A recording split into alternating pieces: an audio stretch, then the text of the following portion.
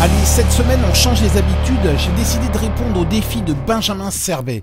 Le but, c'est de dessiner d'après une photo. Alors, je vais profiter de mon petit jogging quotidien pour aller prendre des photos en extérieur. Tiens, cette maison, ça fait 2 ans qu'elle n'est pas construite.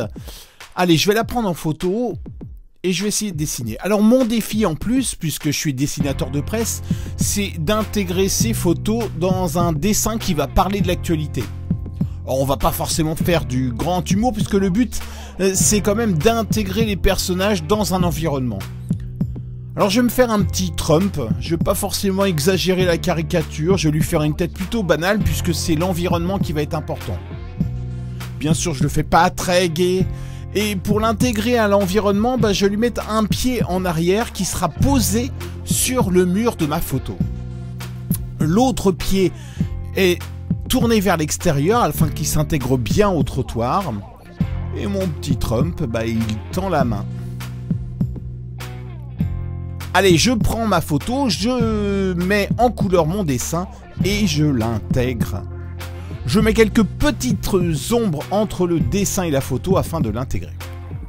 Allez, c'est reparti, on cherche autre chose.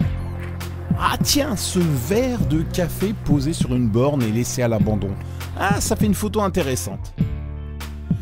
Alors, là, je vais me faire un petit Macron, tiens. Toujours le nez en pointe, toujours le menton en pointe, et plus je le dessine, plus ces 2 éléments s'allongent. Ça commence à me faire peur.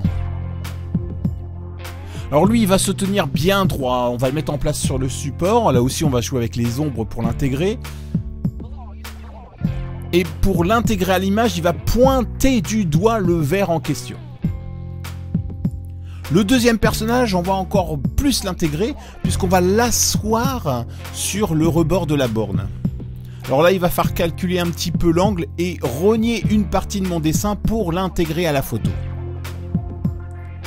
Les deux doivent être placés idéalement dans l'image, mais en même temps, ils doivent se répondre. Les jeux de regard doivent être bons, donc il va falloir mettre tout ça en place. Ça y est, je mets en couleur mon dessin et je l'intègre. Ça y est, le verre, les personnages dessinés, tout devient une seule image.